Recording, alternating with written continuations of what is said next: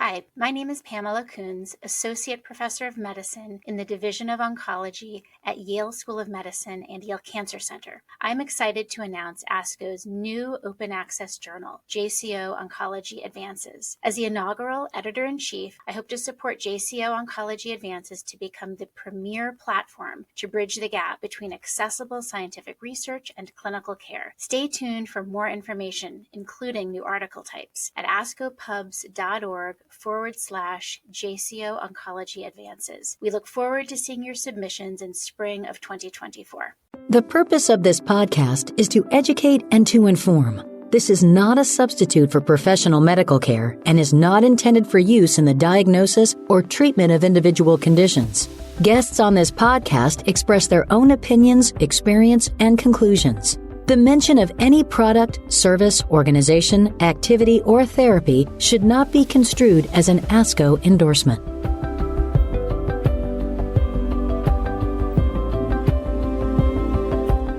Welcome to JCO's Cancer Stories, the Art of Oncology, brought to you by the ASCO Podcast Network, a collection of 9 programs covering a range of educational and scientific content and offering enriching insight into the world of cancer care. You can find all of the shows, including this one, at podcast.asco.org. It was my first day as the Hematology Oncology Fellow on the Inpatient Leukemia Service. I introduced myself to the team of residents and nurse practitioners who had spent the last month circling the 6th floor of the cancer center. The residents were nearing the end of their month-long rotation, and their faces reflected the sheer number of hours they had spent rounding, writing notes, and caring for their patients. They exchanged silly stories about their patients in hushed tones, as if they were talking about peculiar relatives. The senior resident filled me in on their daily routine. "Now's your chance to grab coffee," she whispered to me like it was a secret. "We kinda just wait here until the attending is ready to round." As if cued, the attending appeared. The team created a semicircle around him. It was unspoken, but he was our leader. I awkwardly tried to figure out where to stand. I was told I was there to learn, but I was also supposed to lead. We spent the morning walking around the unit, and the residents and nurse practitioners took turns presenting their patients.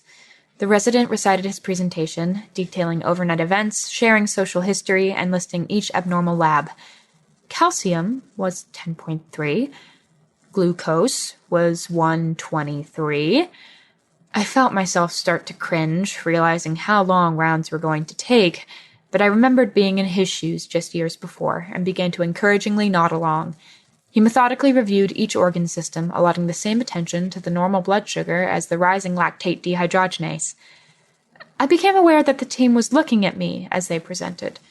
I nodded along as they spoke, jotting down notes to ask at the end of their presentation. The next presentation had only just begun when the attending cleared his throat to chime in. "Did the patient get platelets overnight? Did you notice the elevated uric acid? What day of the cycle are they on?" he said, in one breath. I am sure they were getting to that, I thought to myself. The attending took over as I withdrew, and I noticed the team shift to him. It seemed as though the attending was thinking, "Let me just do this myself." The morning bled into the afternoon, and eventually the carousel came to a halt. The team scattered to complete their tasks for the day, and it was just the attending and me left standing. He smiled at me. "Should we go to the ED and see the new patient?" The long walk to the emergency department was spent making small talk. He asked me about my family. I asked him about his. He asked about my interests. I asked him about why he became a cancer doctor. I began to feel at ease, although I could not stop thinking about how I felt so small compared with him just moments before. But now I was an equal. We claimed a computer in the ED workspace and spoke in raised voices above the chaos and chatter. I told him everything I had read about the new patient. A young woman who had come in overnight for progressively worsening fatigue, weakness, and dyspnea on exertion the last several weeks. She was found to have significant pancytopenia. Her case had intrigued me. The patient was my age, and for that reason alone I had already felt bonded to her. The attending scrolled swiftly through her labs, my eyes darting up and down the screen trying to keep up. She was hemolyzing. But why? My eye caught her negative DAT. "We should screen her for PNH," I said, pointing at the screen. I remembered seeing a similar case months ago. The scrolling stopped. "That is a great idea," my attending said. I began to relax. As we were wrapping up, I asked how I could be the most helpful during our week together. "You remind me of myself," he said to me. "I think you should be more confident. I know you have good ideas, but I want you to speak up." Confidence. I nodded. I knew what he was trying to say. I was not loud. I was not the biggest personality in the room. I was not foreboding or scary. I met my co-fellow that evening for dinner. We debriefed the week over small plates of Ethiopian food. We talked about the word confidence, and they told me their own story as follows. When I was called about a young patient with lymphadenopathy and splenomegaly, I was between one floor and another, trying to get back to my team in the ED. I had worked through lunch while we had spent the last few hours in the belly of the hospital, seeing patients while I continued to get phone calls about others. I figured I would take this patient. It was my turn to see a new consult, and anyway, evaluating patients for lymphoma was something I did frequently in the clinic. The resident who called told me that the patient was admitted with aphasia and left-hand weakness. She had a hemoglobin level of 4 grams per deciliter and a creatinine level of 6 milligrams per deciliter. Head-computed tomography had demonstrated a right frontal lesion that did not properly explain the clinical presentation. By the time I was called, the neurologic symptoms had resolved.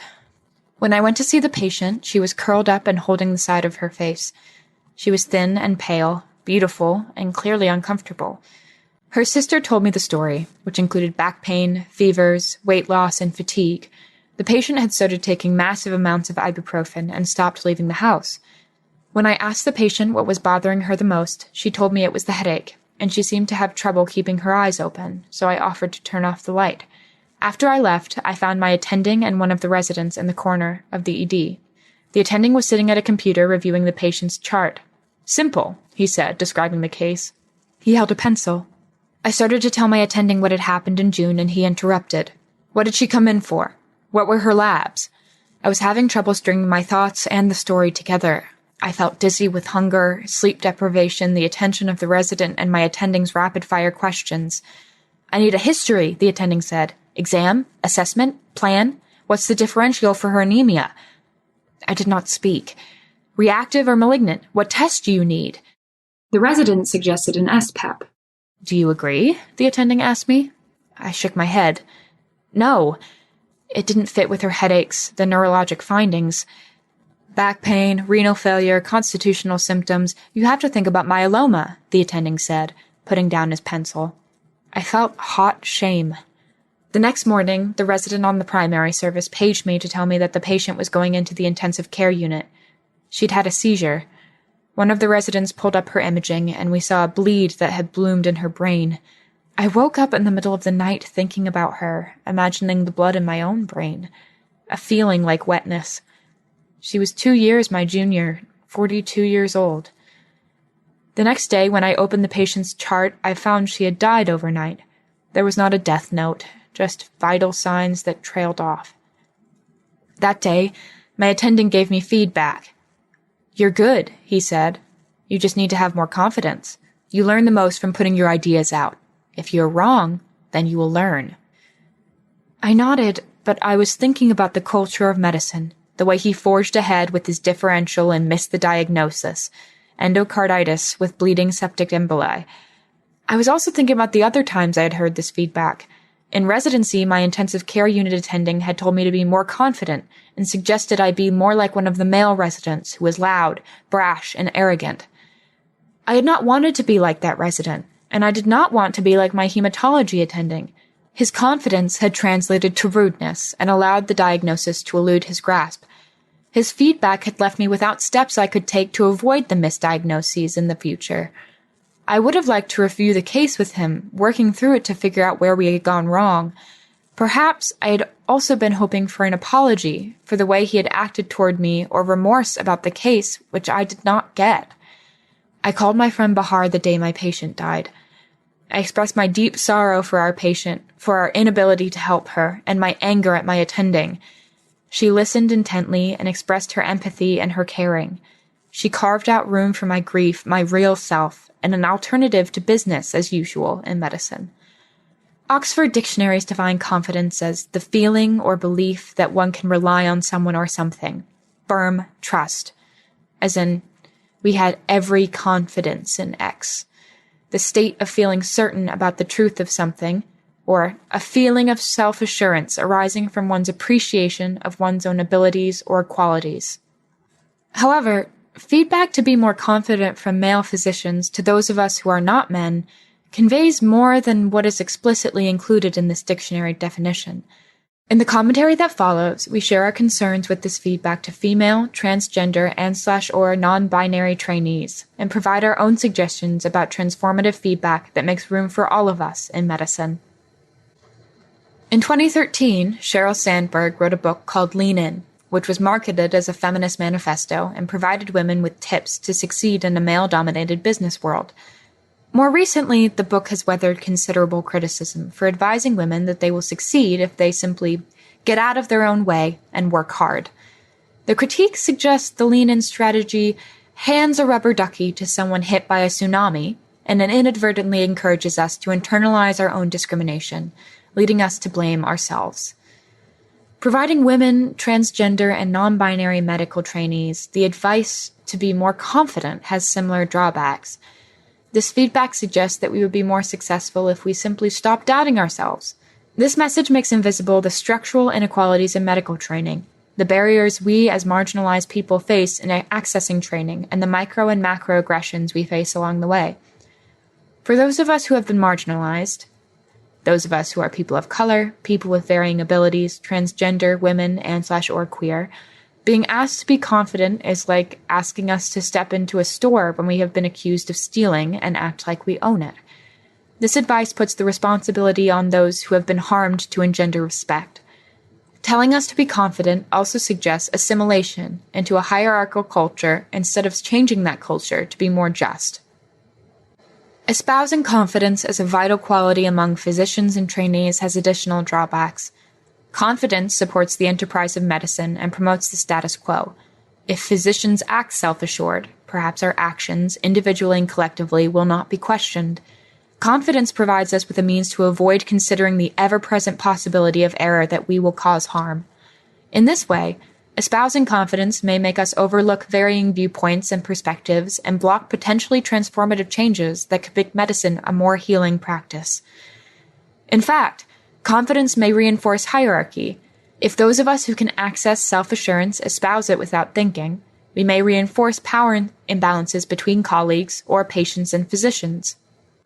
Confidence relies, in part, on pattern recognition for the problems people are presenting with to fit into simple, definable entities. Our patients who have concerns or symptoms that do not fit into a usual pattern may be dismissed or shuttled into a category that does not quite fit. These missed or incorrect diagnoses may lead to considerable harm. Additionally, confidence may not leave enough room for uncertainty, and much that is beautiful in medicine is uncertain and or could not be immediately known to us. How a specific patient will feel at a particular time, how a particular patient will do with a given treatment, and when a particular patient will die. If we as physicians do not leave room for our own uncertainty, how will we be able to be present with patients' uncertainty about the next best treatment decision or about their futures? Feedback is at the heart of apprenticeship and provides a formal mechanism by which trainees can reflect on their own progress and have tools with which to grow. Feedback should be non-judgmental and kind. Moreover, feedback should be specific to the trainee and about their observable behaviors. Feedback could offer trainees suggestions on improving clinical problem-solving, empathetic and patient-centered care, and/or working with a team. Ideally, feedback would be bidirectional, thus also providing input to established physicians and creating non-hierarchical care teams that support all members. Trainees, who often reflect more diverse identities than their attendings, could offer feedback on providing patient-centered and non-paternalistic care and cultural humility. In this way, feedback could be a mechanism not just for the growth of individual physicians, but for the transformation of medical systems. This may be the only path forward to creating medical training and medical care that is truly inclusive and supportive of all of us.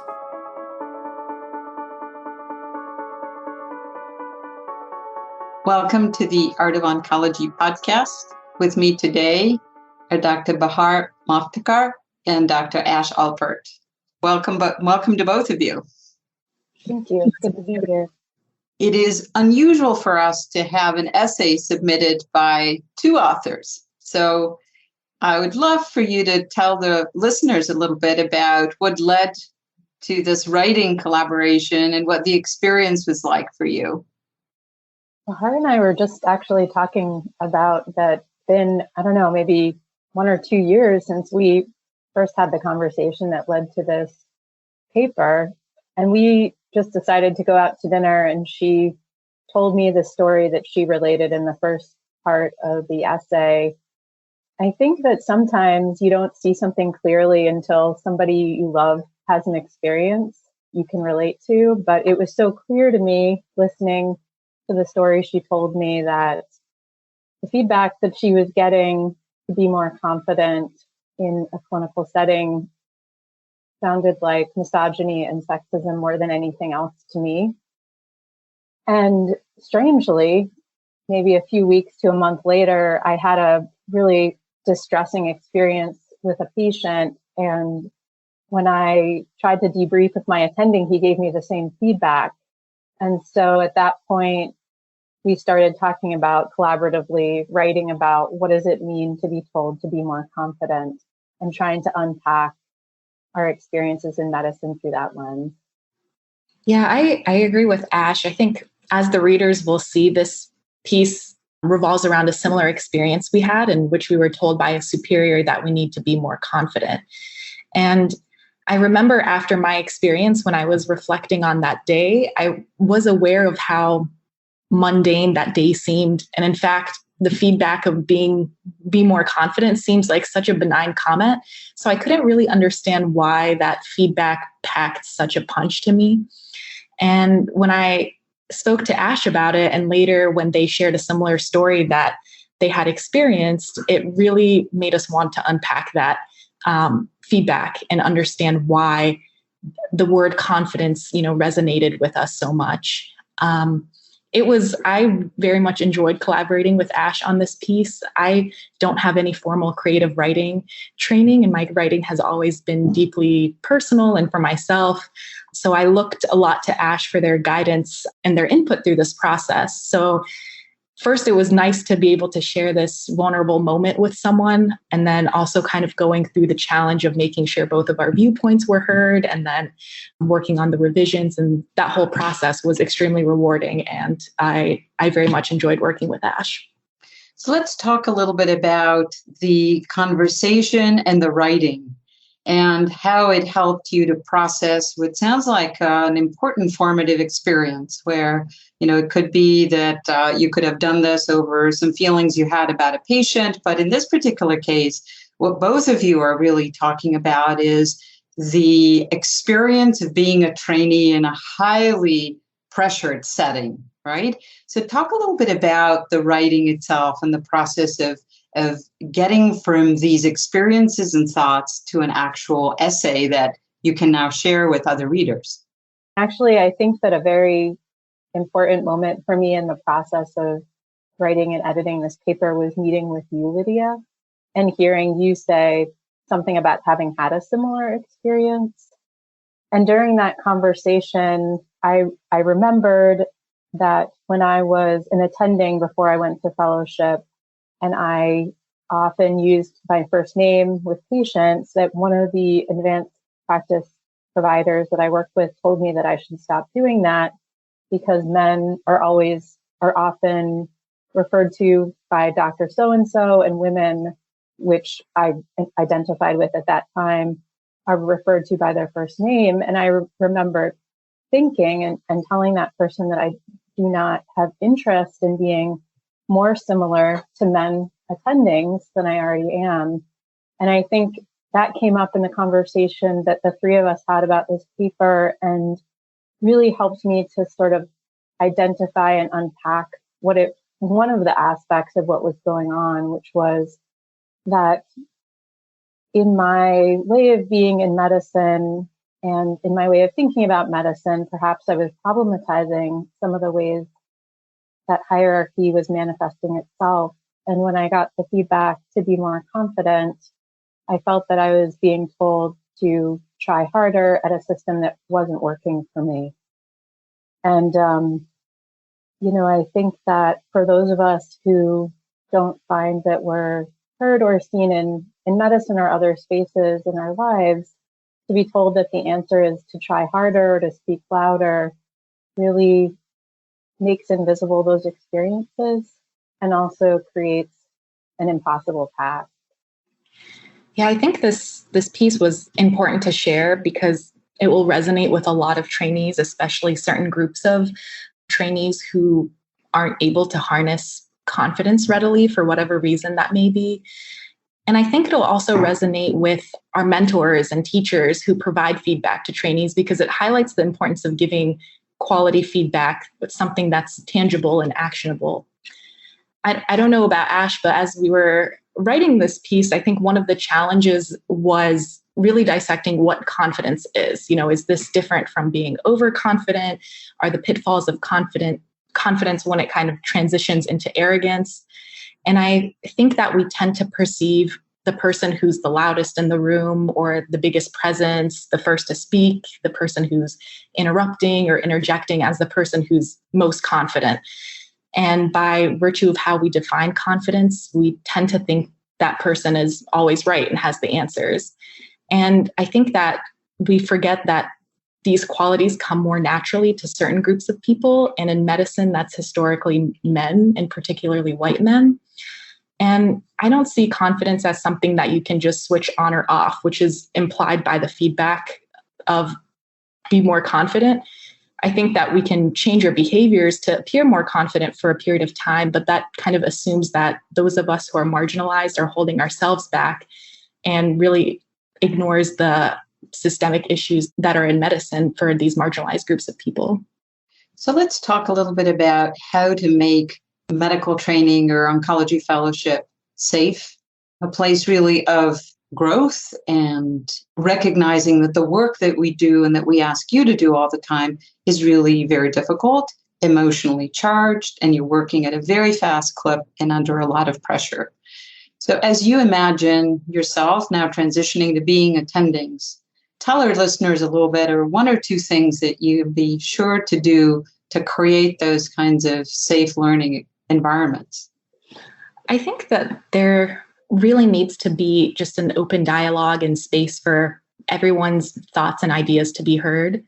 I think in the hierarchical medical culture, it can be a really dangerous thing. Early in our medical training, we adopt this hierarchical thought process every step of the way. And when you're someone who's marginalized, advancing in this hierarchy is pretty challenging. And it's due to barriers we either put on ourselves or institutional barriers. And then this kind of perpetuates what hierarchy looks like and then muffles the voices of those people who have different experiences or viewpoints. And so people who are lower on the hierarchy, whether that's a medical student or a resident or fellow, feel uncomfortable speaking up or voicing their suggestions or concerns. And then this lack of diversity of perspectives then has consequences on patient care. So I don't know what the solution for change is, but like I said, I think it starts with open dialogue, education for everyone, at every level.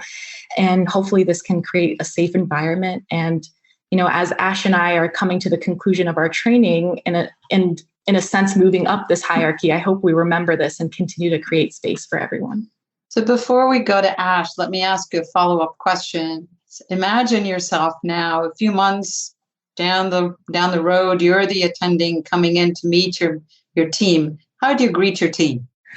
I would introduce myself as Bahar, and I think I would remind whoever is on the team that I was there where, whatever level of trainees I have with me, that I was there in their shoes. And I would let each of those trainees introduce themselves and be heard and, ask them kind of like you did, Lydia, before we started the interview, how they want me to address them and things like that. So I think it starts with grace and kindness. It's such a simple thing, but I think that's really the foundation of how we can change the medical culture. So a moment of empathic connection, right? And you seem to me to be anti-hierarchical. Absolutely. I look forward to having another conversation with you in a few years and ask how it's going. So let me ask Ash the same difficult question. You're now leading a team. How did this go for you?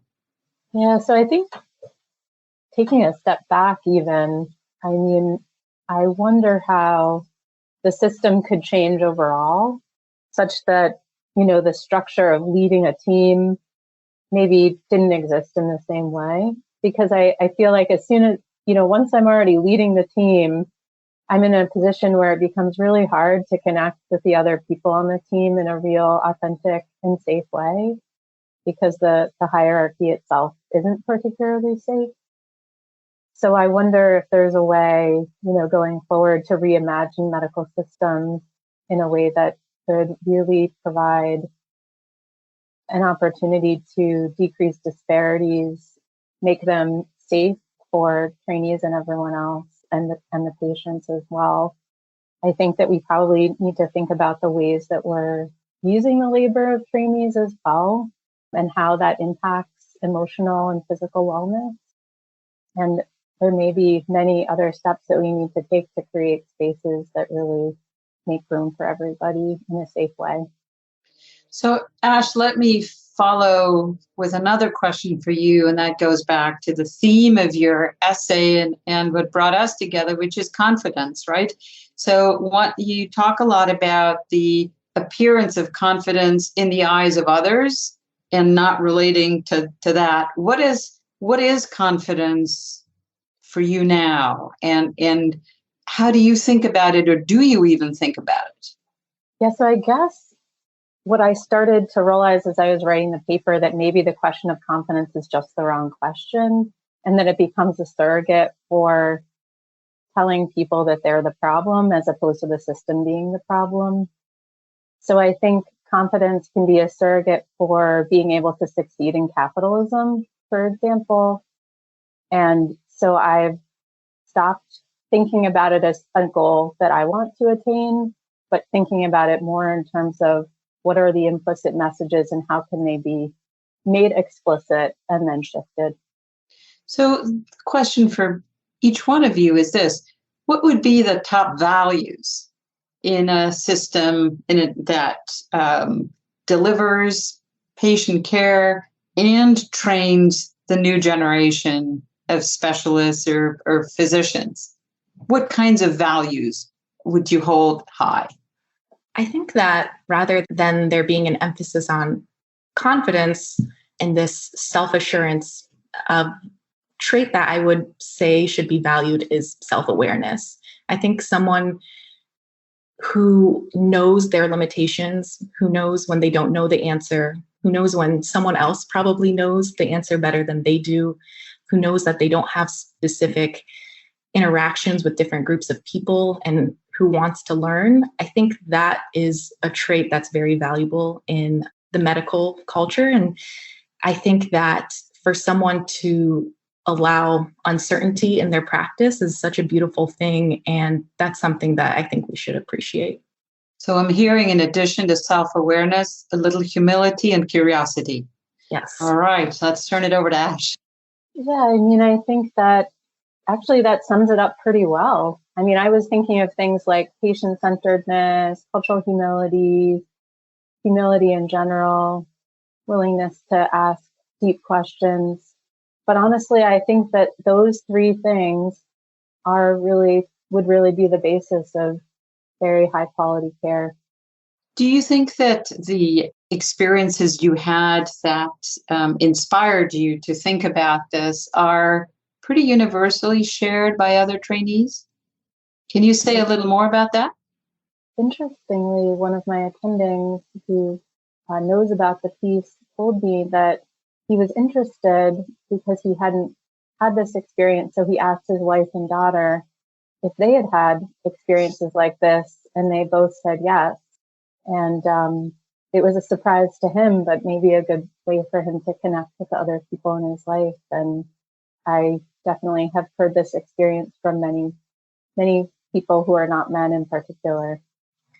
Yeah, I agree. I shared this experience with my younger sister who's in medical school right now. And, I think she was telling me that even early on, in the medical training that she's had experiences like this. And, for me, my experience with confidence through my medical training early on like her. And my personal experiences are heavily tied to gender. And I think that, these moments appear subtle.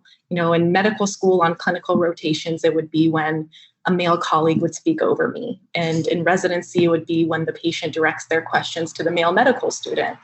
And I think we see those qualities and behaviors that we classically associate with confidence continually being rewarded. So these tiny moments of microaggression tend to add up and contribute to how you feel about yourself. So when we hear feedback about being more confident with no further elaboration on how to do that, it tells us that we need to change our behaviors and act in a certain way.